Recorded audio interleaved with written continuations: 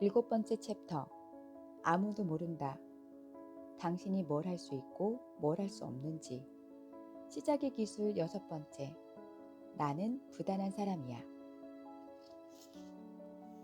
무슨 일이 일어나도 계속해서 움직이고 또 움직이게 해주는 계기. 부단함. 기억을 더듬어 당신 인생의 가장 큰 성공을 떠올려보라. 큰 매출, 회사를 차렸을 수도 있고 집을 샀을 수도, 사랑하는 사람과 결혼했을 수도, 마라톤을 완주했을 수도 있다. 무엇이든 상관없다. 당신이 정말로 자랑스럽게 여기기만 하면 된다. 당신은 대체 무슨 수로 그 일을 이루었는가? 당신은 아마 당신의 안전지대 밖에서 활동하고 있었을 것이다. 세상의 노력과 고통, 어려움이 아닌 것 중에 가지거나 할 가치가 있는 것은 없다. 시어도어 루스벨트. 당신이 경험하는 불평과 어려움의 정도가 클수록 이후에 느끼는 개인적 성취의 느낌도 커진다. 그게 바로 위대한 성취와 비범한 성공이 그토록 드문 이유이기도 하다. 대부분의 사람은 불편한 것을 좋아하지 않기 때문이다. 계속 정진하게 하는 동력. 무언가를 이루려고 노력할 때마다 당신은 물살을 거슬러야 한다. 종종 주변 사람들의 의견이 당신을 목적지로부터 멀리 끌어내리기도 한다. 당신 마음속에서도 저항이 온다. 옳은 방향으로 가고 있는가? 얼마나 더 가야 도착하는가? 이 짓을 얼마나 더 할 수 있겠는가? 어쩌면 이쪽일지도 모른다. 아니, 잠깐 이쪽인가 보다. 여기가 어디인지, 얼마나 왔고 얼마나 더 가야 하는지 모를 때, 바로 그때 당신을 계속 가게 해줄 수 있는 것은 오직 하나뿐이다. 그게 바로 부단함이다. 부단함은 무슨 일이 일어나도 계속해서 움직이고 또 움직이게 해주는 계기다. 느낌이 오든 의심과 걱정에 사로잡히든 상관없다. 모든 걸 잃은 것처럼 보일 때, 모든 희망과 성공의 흔적이 이미 오래전에 사라진 것처럼 보일 때, 그때 당신은 계속 정진하게 하는 동력이 바로 부단함이다. 당신이 동의하지 않으면 사실이 되지 않는다. 가장 크게 성공한 사람들이 그 자리에 가게 된 것은 장애물을 넘어섰기 때문이다. 당신을 멈추게 만드는 유일한 것은 무언가가 나를 멈춰 세웠다는 생각에 당신이 동조했을 때다. 어떤 사상을 받아들이지 않고도 생각해 볼 수 있는 것은 교육받은 사람의 특징이다. 아리스토텔레스.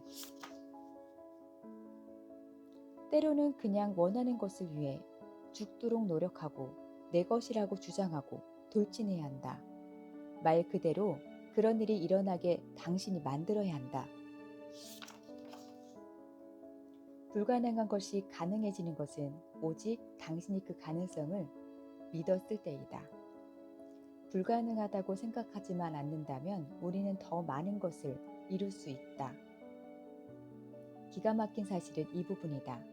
당신은 뭐가 가능하고 불가능한지 절대로 증명할 수 없다. 아무도 모른다. 우리가 물어봐야 할 유일한 질문은 당신이 뭘 할 수 있고 뭘 할 수 없는지에 대해 당신도 동의하느냐의 여부이다. 어느 의견이 진실이 되는 것은 당신이 그 의견을 받아들여서 더 이상 잠재력을 펼치지 않을 때뿐이다. 모든 걸 잃은 것처럼 보일 때조차 앞으로 전진하는 사람. 아놀드는 제2차 세계대전이 끝나고 겨우 2년이 지났을 때 오스트리아의 어느 작은 마을에서 가난한 부모 아래 태어났다. 어린 아놀드는 미국으로 가서 영화 배우가 되는 것을 꿈꿨다. 아놀드나 그의 동네 사람들에게 미국이란 모호한 환상 같은 것이었다. 사진이나 영화로만 보았던 나라였다. 아놀드를 알았던 사람들은 하나같이 그가 꿈을 이루지 못할 거라고 생각했다. 어느 시점에서든 아놀드가 그런 생각을 받아들였다면 그 사람들의 말은 현실이 됐을 것이다. 아놀드는 무엇이 가능하고 무엇이 불가능한지에 대해 세상이나 남들이 해주는 말에 결코 동의하지 않았다. 그는 멈추지 않았다. 포기하거나 계획을 바꾸는 건 그의 선택지에 없었다. 그가 걸어온 길을 보면 귀중한 사실 하나를 배울 수 있다. 때로는 부단함이 당신이 가진 전부라는 사실 말이다. 아놀드는 남이 남긴 흔적을 따라가는 것이 아니라 새로운 자국을 내고 있었다. 웅장한 비전을 갖고 있었던 아놀드조차 결국 이 비전을 이뤄낸 것은 한 번의 한 걸음이었다. 부단하기 위한 핵심 열쇠는 눈앞의 문제에 집중하는 것이다. 거기에 온 관심을 집중시켜라. 모든 걸 잃은 것처럼 보일 때조차 앞으로 전진하는 사람이 되라. 해답은 언제나 저 밖에 있다. 당신은 그걸 찾기만 하면 된다. 그런 후에 단 장애물로 넘어가면 된다. 그리고 이번에는 그 장애물이 해결될 때까지 거기에 온 관심을 집중시켜라. 그런 후에 다음 장애물, 다음 장애물, 다음 장애물이 있을 것이다. 이렇게 한다면 내가 어디로 가고 있는지 의문을 가질 필요가 없다. 앞으로 몇 마일을 더 가야 하는지 걱정되지도 않을 것이다. 그냥 한 번에 한 걸음을 떼면 된다. 길을 막는 무언가를 만나게 되면 그것을 넘어가거나 돌아갈 방법을 찾아라. 그리고 다시 계속 가라. 부단함은 결연한 행동을 집중적으로 하는 것이다. 계속해서 말이다. 피가 나고 멍이 들도록 벽에 주먹을 내리칠 필요는 없다. 망치와 끌을 이용해서 천천히 체계적으로 한 조각 한 조각 뜯어내다 보면 결국은 벽에 구멍이 생길 것이다. 그 구멍은 더 커질 것이다. 그리고 더 커질 것이다.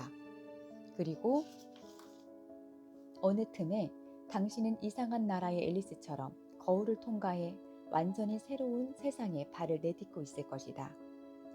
일어나 똑바로 앉아라. 허리를 곧게 펴라. 옳은 길을 가고 있는지 확신할 수 없을 때는, 너무 격하게 상처를 받았을 때는 얼마든지 낙담하고 좌절해도 괜찮다. 그러나 이 와중에도 하지 말아야 할 것은 멈추는 것이다.